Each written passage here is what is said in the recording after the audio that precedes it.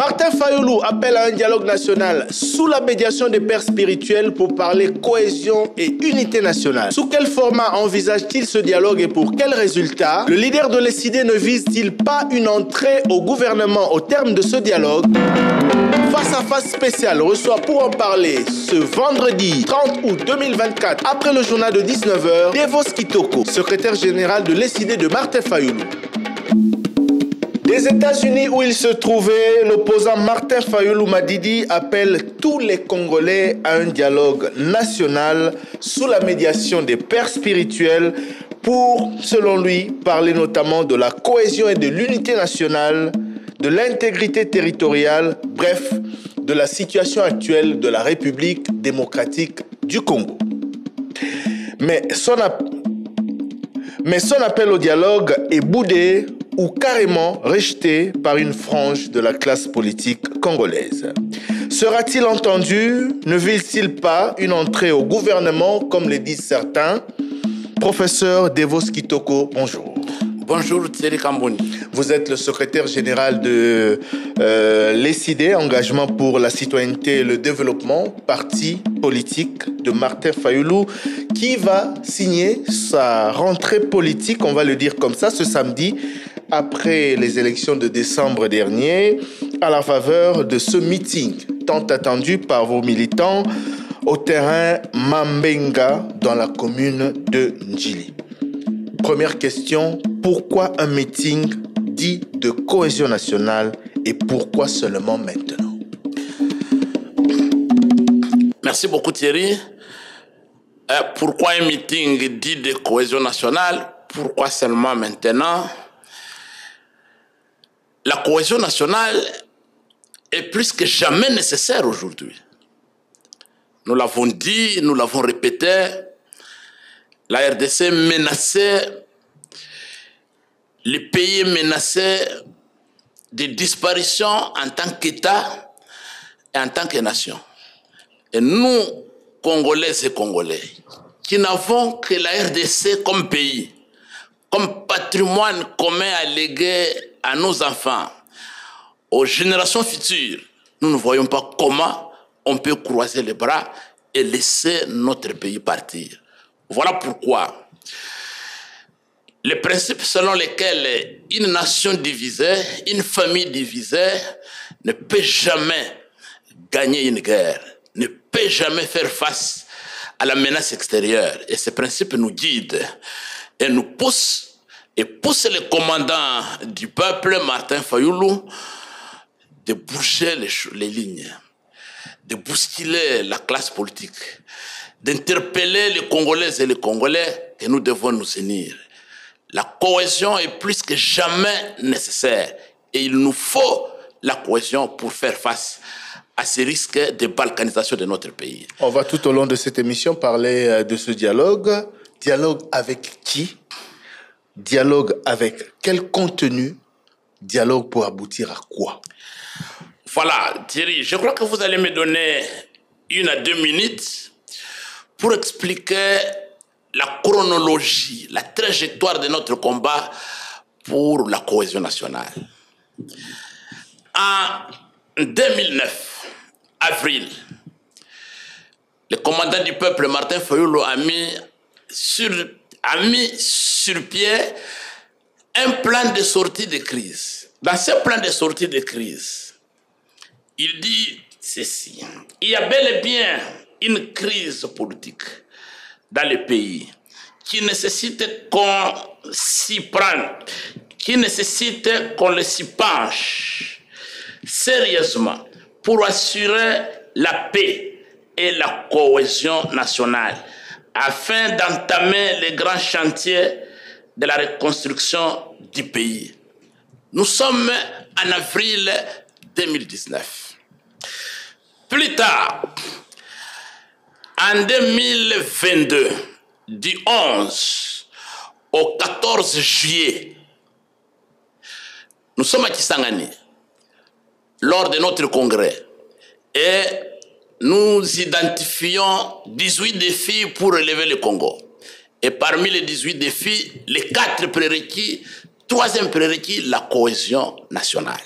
Nous en parlons, nous insistons. Et c'est là où nous sommes sortis avec le mot d'ordre Congo Ekolo Moko. Et nous avons fait la promotion de la cohésion nationale à travers toutes nos campagnes. 2024, en mars, du 1er au 5, nous nous retrouvons en Conseil national de notre parti. Et la question de la cohésion nationale revient encore une fois comme priorité de notre Conseil. Et je vous lis l'article 6 de notre Conseil national. Vu l'ampleur de la désunion nationale résultant du hold-up électoral de 2018 et du simulacre d'élection de 2023, le Conseil national de l'ECD invite le Bureau national à solliciter l'implication des pères spirituels du pays pour faciliter les discussions entre filles et fils du pays autour du thème vérité, réconciliation, cohésion nationale. L'objectif est de contrer le plan de balkanisation, le plan de balkanisation est de mettre fin aux crises politiques récurrentes et de donner au pays une chance de se reconstruire. Toujours la cohésion nationale. Et je termine. Le 30 juin dernier, 2024, le commandant du peuple revient encore à la charge. Il dit à l'avant-dernier paragraphe, le pays a besoin de la cohésion nationale. Nous devons nous réunir avec toutes les parties prenantes sous l'égide de nos pères spirituels afin de trouver des solutions adéquates pour défendre notre pays contre les agressions extérieures. Monsieur Thierry Kambundi, vous comprenez la constance de cette volonté de Martin Fayulu de voir les filles et les fils de ce pays se réunir, discuter entre eux pour sauver la République de ces dangers. Et le contenu est clairement défini dans les différents messages. 2019, le plan de sortie de crise détermine les axes de ces discussions. Justement, c'est pas un secret. Justement, je vous ai laissé plus de 2 minutes pour décliner la chronologie de ces appels à répétition à la cohésion nationale lancés soit par le parti, soit par son leader, donc soit l'ECD, soit Martin Fayulu. Et je reviens à mes questions. Dialogue avec qui? Dialogue avec quel contenu? Dialogue pour aboutir à quoi? Voilà, M. Thierry Kambundi. Dialogue avec qui?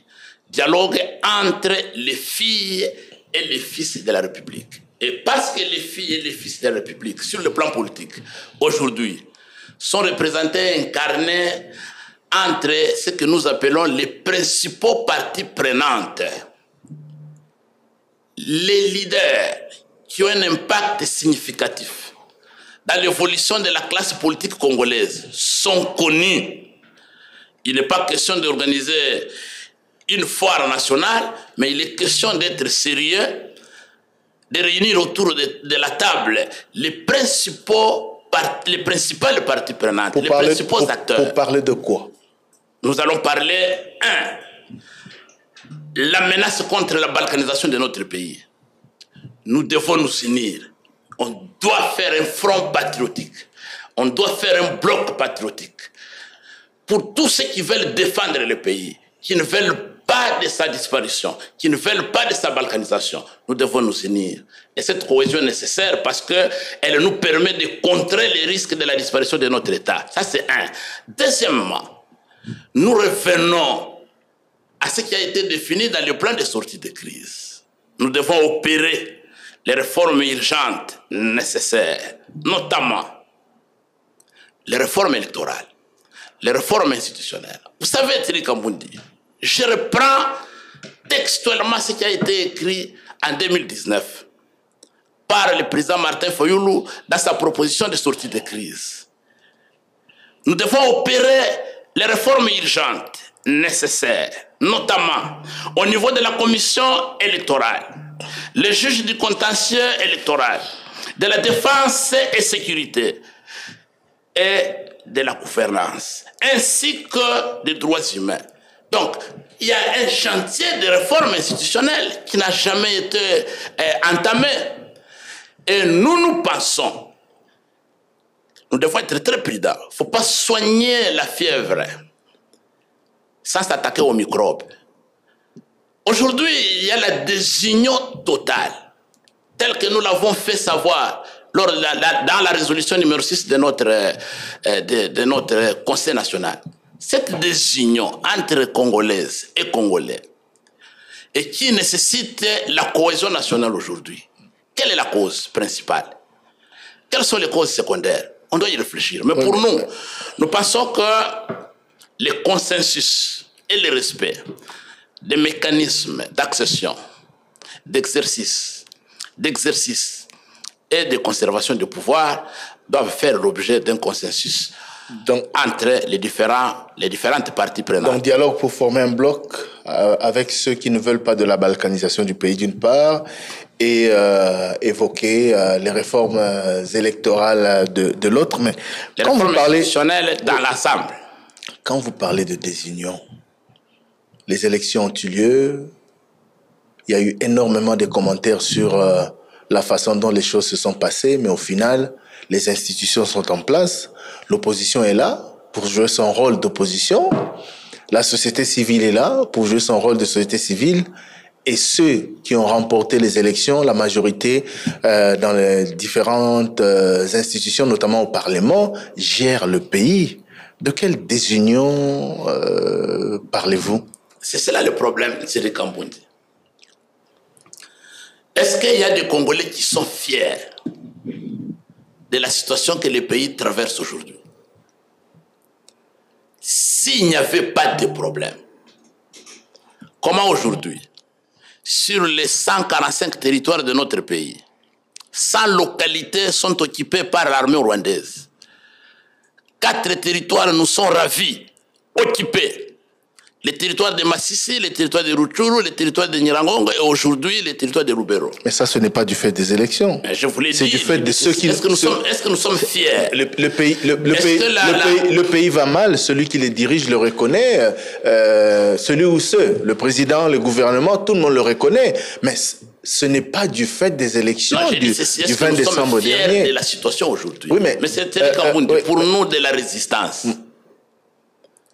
Pour nous de la résistance, nous pensons qu'il n'y a pas eu élection en décembre 2023. Il y a eu un simulacre d'élection après le hold-up électoral et le braquage électoral de 2018. Monsieur Devos Kitoko, est-ce que des territoires que vous évoquez entre les mains de l'ennemi le sont du fait des élections, soit de 2018, soit de 2023? Mais les discussions que le commandant du peuple souhaite de tous ses voeux vont répondre à ces questionnements. Comment aujourd'hui nous en sommes arrivés là? Pourquoi aujourd'hui l'armée, les services d'intelligence sont dans l'état où ils se trouvent, avec les difficultés qu'ils traversent? Pourquoi aujourd'hui les détournements de fonds publics ne dérange personne en termes de millions? Quel est le problème qui se pose dans ce pays? La contestation de la légitimité des institutions et de leurs animateurs, qui est évoquée dans le préambule de notre Constitution, et compensée chez Guillet avec les contrats sociaux de Sun City. Pourquoi on revient encore à ce sujet? Je crois que toutes ces interrogations méritent que les principales parties prenantes, que les principales forces politiques se mettent autour de table, discutent sérieusement, sans complaisance, sans tabou, pour que nous puissions arriver à ce que nous avons appelé la réconciliation. D'accord. La vérité et la cohésion nationale. Parlons justement de l'aboutissement de ce dialogue que vous prenez. Définissez-nous d'abord le format la durée, le timing du dialogue et l'aboutissement concret. Voilà, il y a des choses que je ne peux pas préciser ici avec aussi plus de détails que vous le voulez, mais qui relèvent de la volonté des différentes parties prenantes. Mais aujourd'hui, il est connu que si M. Antoine Félix Tshilombo, Martin Fayulu, Moïse Katumbi, Dr Denis Mukwege se mettent autour, Joseph Kabila, se mettent autour de la table pour se regarder en face et de se parler sincèrement et de prendre l'engagement d'être unis pour le Congo. Il n'est pas question d'aller dans ce format pour aller soutenir un individu, pour aller sauver un individu. C'est pour sauver le pays. C'est comme on dit. Nous n'avons pas un autre pays. S'il y a des personnes dans ces pays qui ont 4, 5, 6 nationalités, et que si on nous chassait par le Rwandais aujourd'hui, ils seront dans les ambassades comme français, comme belges, ou allemands, canadiens ou américains. Mais nous allons devenir des apatrides. Voilà pourquoi on ne blague pas avec l'avenir de ces pays. Mais sauver les pays, sauver les pays au stade actuel, vous conviendrez avec moi. Quelle est la durée? Je réponds à votre question. Oui, allez-y. Quelle est la durée? Mais je crois que si les gens sont sincères, nous ne pouvons pas nous mettre plus d'une semaine, de 2 semaines en train de discuter. Pour évoquer toutes ces questions? Mais je vous dis... Réforme institutionnelle... Ce n'est pas là-bas où... Ce n'est pas dans ce format que nous allons rédiger toutes les réformes. Non. Je crois qu'on va jeter les bases d'un compromis sur l'essentiel et il y aura des commissions qui vont travailler. Je reviens à vos propos. Sauver le pays, ce n'est pas aussi, dans le contexte actuel, soutenir ces institutions face à nos agresseurs? Non, mais c'est Thierry Kamoundi. Nous avons fait les marches pour soutenir les FARDC. Je parle des institutions. Je dis ceci. Je répète ma question au professeur de Voskitoko. Ouais. Soutenir les FRDC alors que c'est l'armée nationale, alors qu'il y a un gouvernement national et que vous ignorez, c'est un peu faire de l'hypocrisie. Ma question est claire. Est-ce que soutenir le pays aujourd'hui pour qu'il ne tombe pas dans les mains de ceux qui veulent nous le ravir, ce n'est pas aussi et surtout soutenir ces institutions, même si vous n'êtes pas d'accord avec la façon dont elles sont arrivées là, elles ont été mises en place. Est-ce que ce n'est pas soutenir ces institutions pour que le pays ne tombe pas? Oui, Thierry Kamoundi, une question bien posée contient à son sein la moitié de sa réponse. Vous ne pouvez pas prendre un problème pour trouver des solutions. Les institutions actuelles, selon nous, vous le savez, que nous qualifions d'illégitimes, et leurs animateurs ne peuvent pas constituer une solution aux problèmes qui se posent parce qu'elles-mêmes sont les problèmes. Donc, vous comprenez que lorsque nous demandons que les discussions se passent sous l'égide des pères spirituels, c'est-à-dire que chacun de nous est un problème et nous devons nous retrouver autour de la table pour discuter. Et chacun de vous est la solution. Oui, nous devons trouver des solutions ensemble. D'accord. Donc, si les institutions d'aujourd'hui constituent le problème, vous vous alignez dans la logique de ceux qui pensent que vous allez au dialogue pour demain apporter activement votre contribution au sein de ces institutions. Donc demain, gérer avec ceux qui sont là. Non, je tiens à préciser, à repréciser, à le dire et à le redire, que celui qui veut entendre m'entende. Pour nous, pour les commandants du peuple, pour Martin Fayulu, il n'est pas question d'aller dans un format de discussion où il sera question de partager les postes. Il ne sera pas question d'aller participer à un gouvernement d'union nationale. Il ne sera pas question d'aller partager le pouvoir. Quel est le pouvoir que vous allez partager? Quel est le gâteau, si on veut emprunter les termes vulgaires des Congolais? Quel est le gâteau aujourd'hui que vous irez partager? Un gâteau déjà pourri? C'est le même que celui que les acteurs politiques se sont toujours partagés après tous les dialogues qui ont été dans ce pays. Nous allons faire l'exception. Nous avons 2 chantiers principaux pour lesquels nous nous battons depuis 2019. la cohésion nationale pour contrer la balkanisation de notre pays et les réformes institutionnelles pour apporter les correctifs à la crise de légitimité qui mine nos institutions et leurs animateurs. Donc il est hors de question. Il est hors de question, je prends le peuple congolais à témoin. Je suis sur Top Congo plusieurs fois et aujourd'hui, je le confirme que Martin Fayulu n'a pas besoin d'être Premier ministre de M. Chilombo comme on le fait circuler dans les réseaux sociaux. Ou d'intégrer au sein du gouvernement. Non, nous n'avons pas besoin d'envoyer Devos Kitoko, ministre de l'Intérieur, et Jean-Baptiste Kassiako, ministre des Affaires étrangères, pour terminer la crise actuelle. Non, nous connaissons l'origine de la crise. La crise politique, la crise sécuritaire qui secoue notre pays a des origines. Il y a l'origine externe qui s'explique par les velléités d'expansionnisme de M. Kagame et de Museveni sur notre territoire. Ils ont besoin d'occuper les terrains, les territoires qui leur manquent. Donc, nous devons nous unir pour contrer Kagame à ne pas réaliser ses desseins, ses rêves machiavéliques pour l'avenir de nos enfants. Et deuxièmement, nous disons il nous faut des institutions légitimes. Il nous faut des animateurs de légitimes. Oui, mais avec quels acteurs? Et pour cela. Avec quels acteurs? Parce que, s'il vous plaît. C'est ce que je dis. Mais oui, avec qui? Vous dites que vous n'y allez pas pour entrer au gouvernement. Est-ce que vous pensez vraiment, avec l'intelligence que je vous reconnais, avec l'expérience que vous avez de nous recevoir, les acteurs politiques de tous bords, est-ce que vous pensez, pour ceux qui le croient, que nous allons en 2028 aux élections, prenons ça comme hypothèse, avec la CENI de Kadima dans son format actuel, avec la loi électorale telle qu'elle est là, avec la Cour constitutionnelle dans ce format, avec les services de sécurité et consorts dans le format actuel. Vous arrivez en 2028, vous dites que vous allez apporter un changement dans ce pays? Monsieur Devos, non, les événements têtus de l'histoire se répètent. Nous devons nous préparer dès maintenant, entre filles et fils de ce pays, pour préparer un avenir heureux. Les événements se répètent, vous l'avez dit. Ouais. Vous êtes acteur politique. Oui, je prends juste cette expression-là pour vous montrer comme devant un écran que tous les dialogues organisés au pays, ou presque, ont abouti à la même conclusion. Gouvernement de cohésion nationale, gouvernement d'unité nationale. Raison pour laquelle ceux qui ne veulent pas y aller, ou ceux qui doutent de votre démarche disent, mais tiens, beaucoup d'acteurs politiques, avant d'aller à des dialogues, concertations, tables rondes, on dit la même chose que le CID aujourd'hui. Mais au final, la conclusion a été la même. La conséquence de tous ces dialogues a été la même. Entendons-nous, Thierry. À travers vous et à travers Top Congo, je vais rassurer nos compatriotes.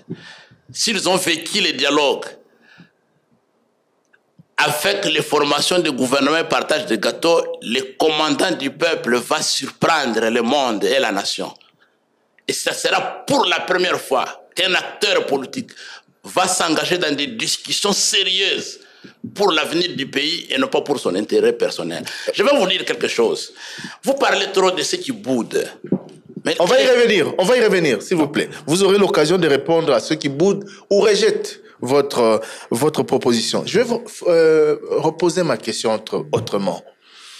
S'il vous est demandé de bonne foi par les pères spirituels ou les participants à ces dialogues, vous vous rappelez de 2016 et de cet accord de la Saint-Sylvestre qui a été signé à quelques heures de l'entrée à l'année 2017 et de la sollicitation faite par les mêmes pères spirituels et les participants au feu Étienne Tshisekedi pour qu'il joue un rôle dans l'application de cet accord. Vous vous en souvenez très bien, même si malheureusement il est décédé quelques mois plus tard et qu'il n'a pas pu assumer cette charge à la tête du CENSA. S'il est demandé de bonne foi à Martin Fayulu, qui a pris cette initiative au terme de cette table ronde ou de ce dialogue, de participer en tant que compatriote au Congo qu'il veut pour demain. Va-t-il toujours refuser? Je crois qu'il faut se référer à la volonté exprimée par Martin Fayulu dans ses différentes prises de position dont je viens de vous faire la chronologie pour comprendre. Déjà, avril 2019, novembre 2019, dans son plan de sortie de crise, 4e point, quand il évoque la mise en place de réformes conséquentes, et il détermine à la fin que pour mettre en œuvre ces réformes, pour l'efficacité, l'efficience de la mise en œuvre de ces réformes, il propose la création d'une institution qu'il a dénommée au Conseil national des réformes institutionnelles. Au dernier point, le 4e point, il dit ceci. Pendant la période de réforme de 18 mois environ, la coalition FCC-CACH de l'époque dirige le pays et la coalition Lamouka dirige le Haut Conseil national des réformes institutionnelles. Oui, à cette époque, justement, c'est ce que j'allais dire. Il était déjà prêt à jouer un rôle. Oui, mon cher ami. Oui. Depuis 2019, Martin Fayulu n'a jamais émis le vœu d'entrer au gouvernement pour aller prendre le ministère. Notre créneau est connu du public. Il n'y aura pas de changement notable dans ce pays tant qu'on n'aura pas fait des réformes sérieuses. Je repose ma question, M. Devoski Kitoko. Si de bonne foi, les participants à ce dialogue que vous prenez aujourd'hui demandent à Martin Fayulu de jouer un rôle dans les réformes à mener, que répondez-vous? Martin Fayulu, comment va-t-il pour répondre? les réformes, il va jouer un rôle. Donc, parce que c'est ça, nous réclamons des réformes. Mais s'il vous plaît, pour des réformes, il va jouer un rôle. Oui, il va jouer un rôle. Même s'il s'agit d'entrer au gouvernement. Non, pas au gouvernement. Ou de jouer un rôle il faut faire la différence. Dans l'appareil de l'État. Non. Martin Fayulu n'entrera pas au gouvernement. Oui, mais comment il va jouer un rôle? Mais il va jouer, en dehors du dialogue, comment il va jouer un rôle alors que des institutions sont en place? Non, mais M. Thierry, oui. Lorsque vous entamez des réformes d'ampleur telle que Martin Fayulu l'a voulu, il a proposé des mécanismes à travers lesquels ces réformes devront être menées, suivies dans leur mise en place. Donc, on va devoir créer une nouvelle institution ou des nouvelles institutions à la taille de... Tout dépendra ou sur base des exigences. Tout dépendra de la volonté des parties prenantes pour ce qui concerne la mise en œuvre de ces réformes. Mais dans tous les cas, il va jouer un rôle et il va devoir collaborer avec le pouvoir actuel. Il joue déjà un rôle et il est en train de jouer le rôle. Au-delà... Et là où nous sommes là, ce que Martin Fayulu réclame, c'est de jouer le rôle pour sauver le pays et préparer l'avenir, mais pas entrer au gouvernement. Je vous l'ai dit, Martin Fayulu ne sera pas dans les institutions de la République en termes de régime. Le Parlement, le gouvernement, les cours et tribunaux, Martin Fayulu n'est pas concerné dans la gestion de ces institutions. Il n'est pas question de ça. Je vous l'ai déjà dit, je le répète, Thierry Kambundi. Et je reste constant. Alors, on a bien compris que pour le gouvernement, vous n'y allez pas, mais vous êtes prêt en dehors du gouvernement de jouer un rôle. Nous devons jouer un rôle dans les réformes institutionnelles. On a bien compris. Et ça, c'est très important pour nous. Je rappelle que notre invité, c'est le professeur Devoski Kitoko, secrétaire général de l'ESID, parti de Martin Fayulu. Professeur Kitoko, beaucoup doutent de la sincérité de Martin Fayulu. Il y a 3 semaines exactement, sur Top Congo FM, le président de la République, Félix Tshisekedi, répondant à une question de Christian Lusakweno, se demandait comment dialoguer avec un acteur politique comme Martin Fayulu qui ne reconnaît pas sa victoire à la dernière présidentielle. Concernant Martin Fayulu, c'est ce qu'il a dit. Il a évoqué également la posture d'autres acteurs politiques. Mais comment dialoguer avec quelqu'un qui ne vous reconnaît pas? Mais c'est justement parce que nous ne reconnaissons pas la légitimité de l'ensemble des résultats issus de ces simulacres d'élection que nous réclamons ces discussions directes entre parties prenantes. C'est justement pour ça que nous soutenons Et nous le disons chaque jour qu'il y a crise de légitimité dans ce pays. Parce que pour nous, les institutions en place ne sont pas issues de la volonté du peuple. C'est le résultat de la fabrication par des machines à voter dans les maisons des particuliers. Certains diront donc, que c'est comme ça. Certains diront que vous ne savez pas ce que vous voulez. Nous savons ce que nous voulons. Il y a ceux qui ne savent pas ce qu'ils veulent parce que, comme je venais de vous le dire, ils confondent la solution et le problème. Nous savons ce que nous voulons. Nous avons besoin de la solution. Quelle posture? Et tous les problèmes doivent être mis sur la table et être discutés. Quelle posture? Y compris les institutions illégitimes constituent un problème. Quelle posture vous aurez vis-à-vis de Félix Tshisekedi? Félix Tshisekedi, il est au pouvoir, selon nous, par un simulacre d'élection. Nous ne reconnaissons pas les résultats et nous devons discuter. Nous devons discuter avec les autres parties prenantes. Même si tout le monde, y compris la CENI, l'ont reconnu comme président. Mais pourquoi on est là aujourd'hui? Oui, ma question est simple. Pourquoi lui-même? Ma question est simple. Ouais. Même si tout le monde, y compris la CENI, en qui vous avez fait confiance, n'a pas contesté sa réélection. La CENI... La CENCO. La CENCO. Okay. Malgré les irrégularités relevées dans ces différents rapports, la CENCO n'a pas contesté sa réélection. Au contraire, à travers tous ces rapports, même au moment du dépouillement, la CENCO a évoqué des tendances qui allaient pratiquement dans le même sens que la CENI. Je ne vais pas revenir sur le rôle qu'a joué la CENCO que nous saluons parce que j'ai le rapport de la CENCO et de l'ECC. Ce sont des institutions prophétiques, ils ont leur mission. Et nous sommes des partis politiques, nous avons nos missions. Donc, libre à la CENCO, à l'ECC, de prendre sa posture en tant que prophète, en tant que père spirituel. Ils ont leur rôle. Et nous, politiques, nous sommes très bien. Nous sommes distingués des religieux et nous avons pris notre posture politique. Quand ils vont dans le même sens que vous, vous êtes avec eux, vous applaudissez. Mais quand ils font le contraire, nous accompagnons. La CENCO a tiré les conclusions d'un chaos organisé des élections. Mais ils ont leur position. Il faut le comprendre, mais ils ont dit la vérité de ce qui s'est passé. Les princes des églises n'ont pas mâché les mots. Ils ont décrit le chaos, ils ont décrit la désorganisation, le non-respect des lois. Ils ont tout parlé et c'est à nous, politiques, de prendre nos responsabilités. On dialogue pour évoquer la cohésion nationale, l'unité nationale, mais en face de Tshisekedi, vous vous présentez en tant que qui? Nous sommes des résistants.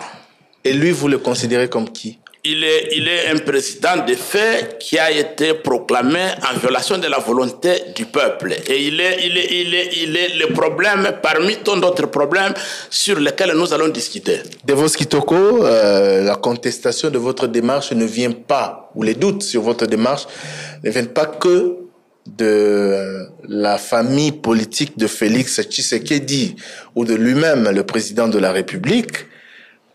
Elle vient aussi de l'opposition. Je vais vous lire un passage d'un des derniers messages postés par le porte-parole de Moïse Katumbi, Olivier Kamitatou. Je le cite: « Ceux qui s'accrochent à l'idée que le regretté chérubin Okende a mis fin à ses jours lui-même, ceux qui croient fermement à la culpabilité de Mike Mukebai, ceux qui acceptent sans sourciller que le coût réel d'un forage d'eau est de 370 000 $ américains et que le vieux Sami Jamal a vraiment livré toutes les maisons low cost, ces âmes candides peuvent tout aussi bien croire que Moïse Katumbi est concerné par une prétendue table ronde.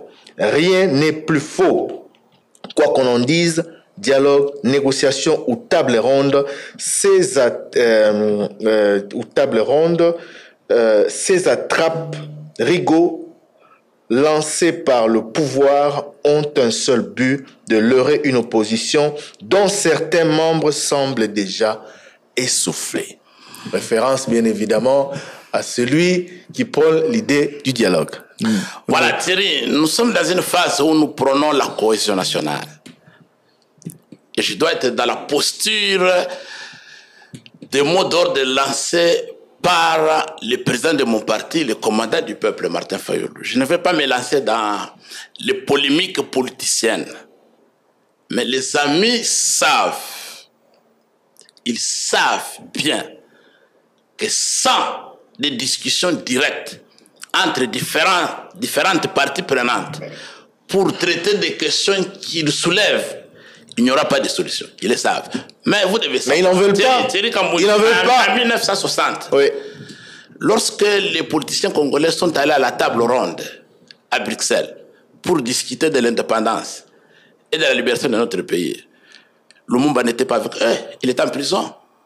Ils ont posé comme préalable avant de commencer des discussions. Et Lumumba a été libéré, les a rejoints. C'est ce que vous avez... Oui. Attendez, les surenchères politiques, les revendications des libertés, les gages, des garanties de bonne foi pour entamer les discussions politiques de ce niveau, ce sont des marchandages connus dans tout processus de discussion. Donc. Mais je ne vais pas me lancer dans ces polémiques parce qu'on parle d'essoufflement. J'ai suivi, c'est Olivier Kamita qui a parlé d'essoufflement. Oui, qui porte la parole de Moïse Katumbi. Oui, je l'ai dit, Olivier Kamita était avec Jean-Pierre Bemba, il a quitté. Il est allé avec Kabila. Était-il essoufflé? Il a quitté Kabila. Il est allé avec Moïse Katumbi. Était-il essoufflé? Il a quitté Moïse, ils nous ont quittés dans la Mouka. Ils sont allés à l'Union Sacrée. Était-il essoufflé? Qui a été essoufflé? Et qui est resté constant? Donc ça, c'est une question que nous allons traiter au moment opportun. C'est de la Mais pour l'instant, prenons la posture de la cohésion et de l'unité entre filles et fils du pays. On a bien compris. Mais nous n'avons pas de leçons à recevoir en matière de constance et de revendication de la volonté du peuple. D'accord. Est-ce qu'il n'a pas un peu raison lorsqu'il vous traite d'opposants essoufflés? Parce que je veux vous citer juste quelques exemples des actions que vous avez menées depuis décembre dernier qui n'ont abouti à rien ou presque. Le 20 décembre dernier, au soir du jour des élections, Martin Fayoulou, en compagnie de quelques candidats présidents de la République, rejette les élections, dénonçant la tricherie et leur mauvaise organisation, sans succès. Ils appellent ensemble à une marche 7 jours plus tard, le 27, pour dire non aux résultats de ces élections. Martin Fayoulou, au final, se retrouve seul avec une dizaine de ses militants dans une ville qui compte plus de 10 millions d'habitants. Là encore, échec. Le jour de la publication des résultats provisoires par la CENI, le 31 décembre 2023, Martin Fayoulou réitère son appel de rejet des résultats des élections. Échec parce qu'on enregistre à travers le pays les célébrations en faveur de celui qui était annoncé comme vainqueur des élections. J'y vais. Martin Fayoulou a réitéré le même appel au rejet des résultats et les mêmes critiques envers le processus qui a amené à la réélection de Félix Tshisekedi, en compagnie notamment de Moïse Katumbi, avant la prestation de serment de Félix Tshisekedi.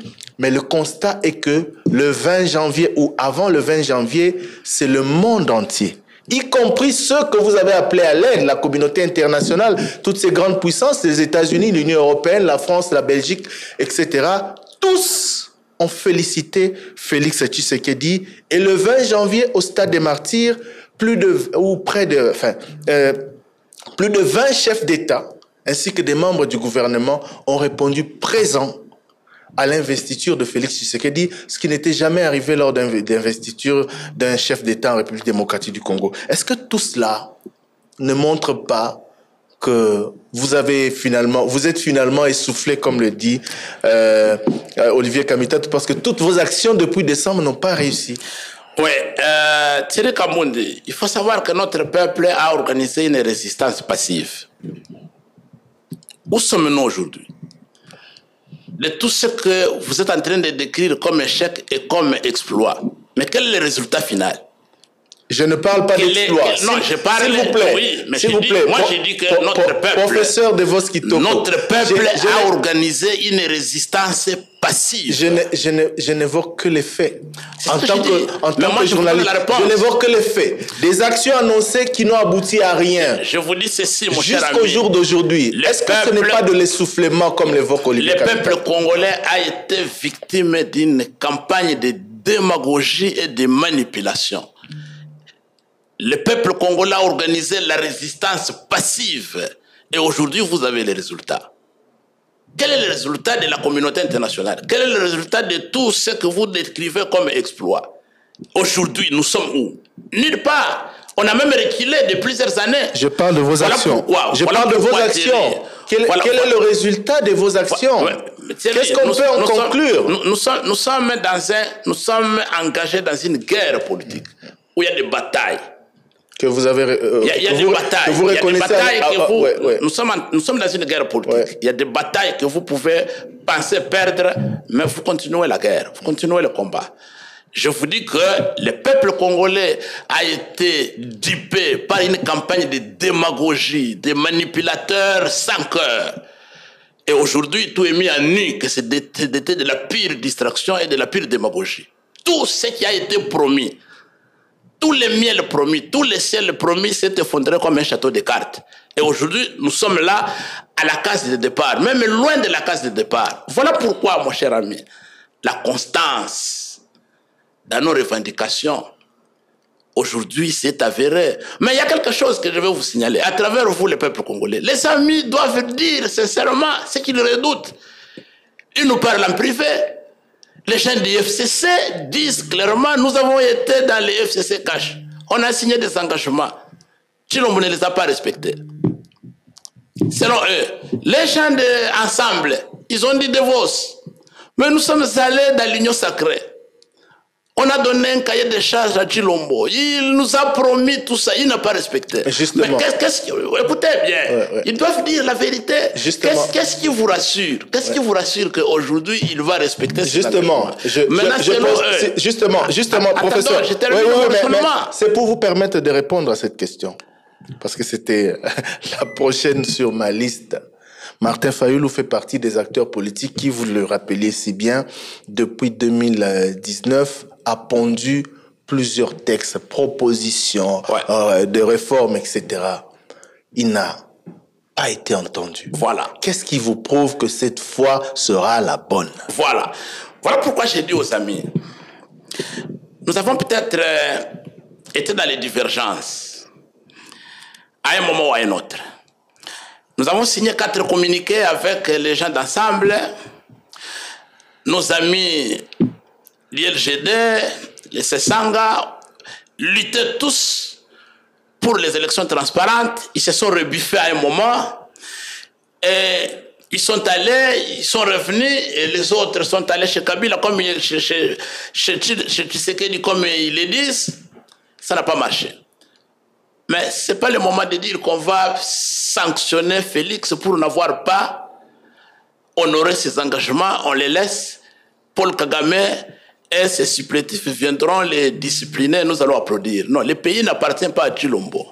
Le pays n'appartient pas à Martin Fayulu ou à Moïse Katumbi. C'est notre pays.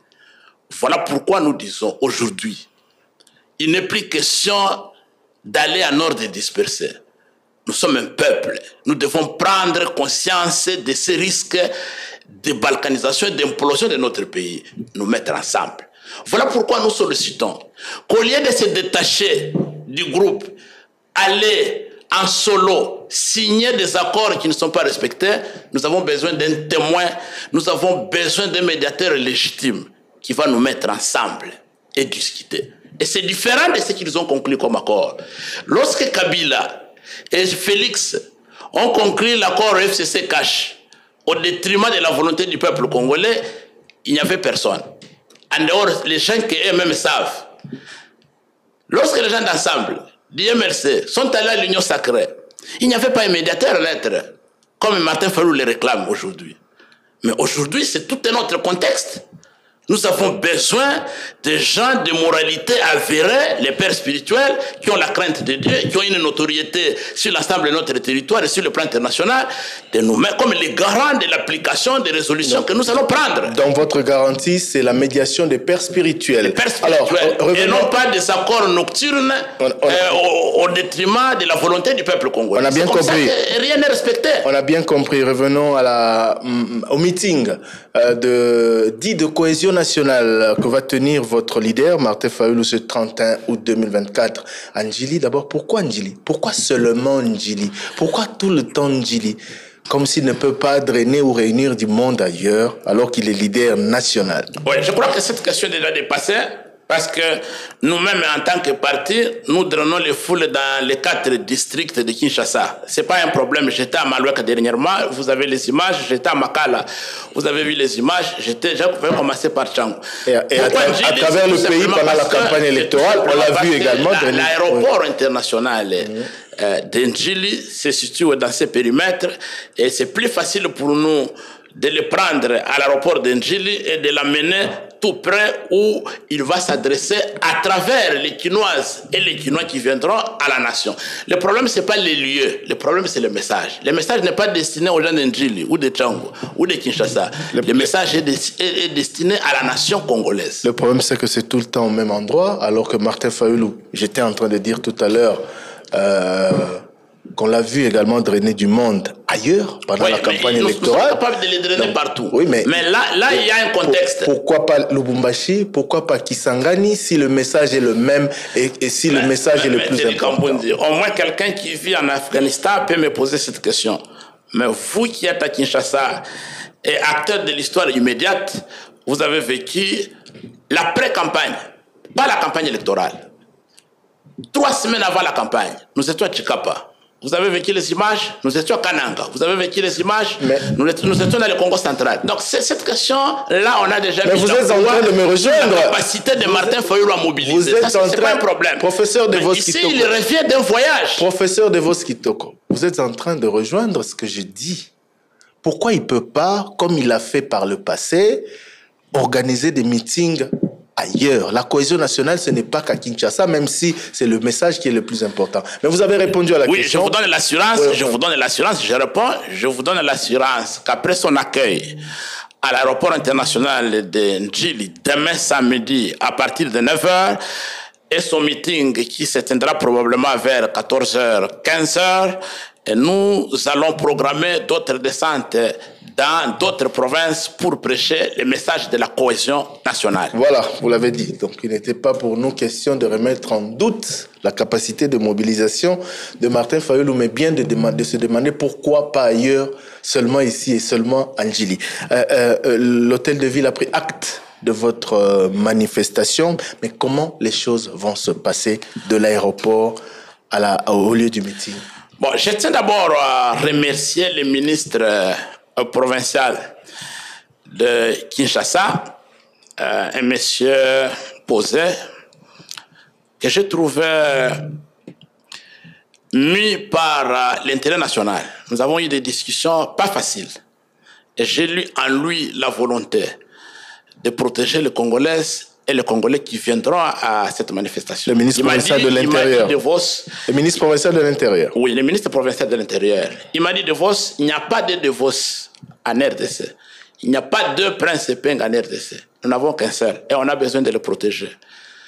Rassurez-moi que de l'aéroport international d'Ndjili au meeting au terrain Mambenga sur la grande avenue communément appelée l'avenue, le boulevard Kimbuta, les choses vont se passer dans le calme. Moi, j'ai besoin de la paix, la sécurité, parce que je n'ai que ce peuple de Kinshasa.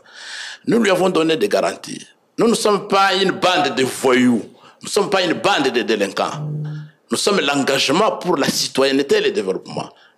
Les citoyens, c'est d'abord la responsabilité.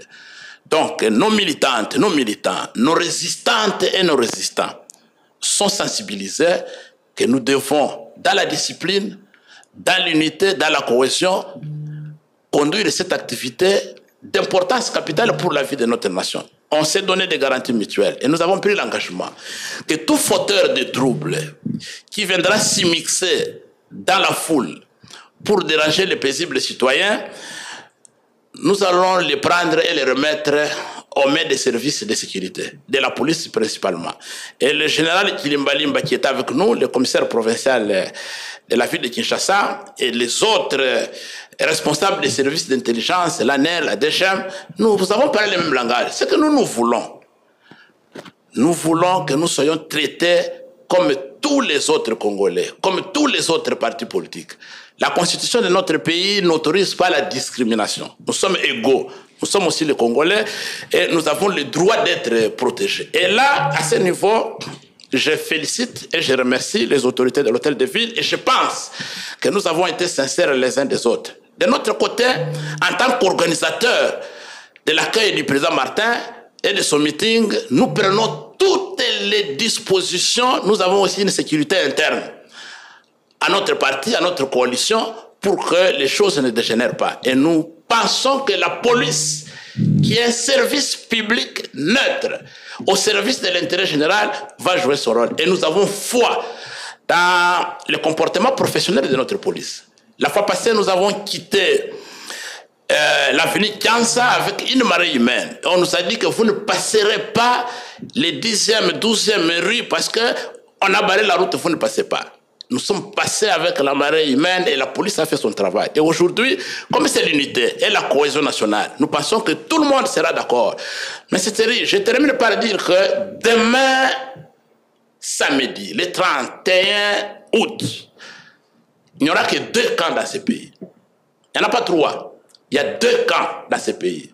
Soit vous êtes pour la cohésion nationale, vous êtes pour l'unité nationale, vous êtes un patriote. Nous serons ensemble. Soit vous êtes un collabo au service de Kagame, au service du Rwanda et de l'Ouganda. Pour balkaniser notre pays, vous allez saboter les efforts pour la cohésion nationale, pour l'unité nationale. Donc nous n'avons pas 3 camps aujourd'hui, il y en a 2. Et que chacun se prononce là où il est.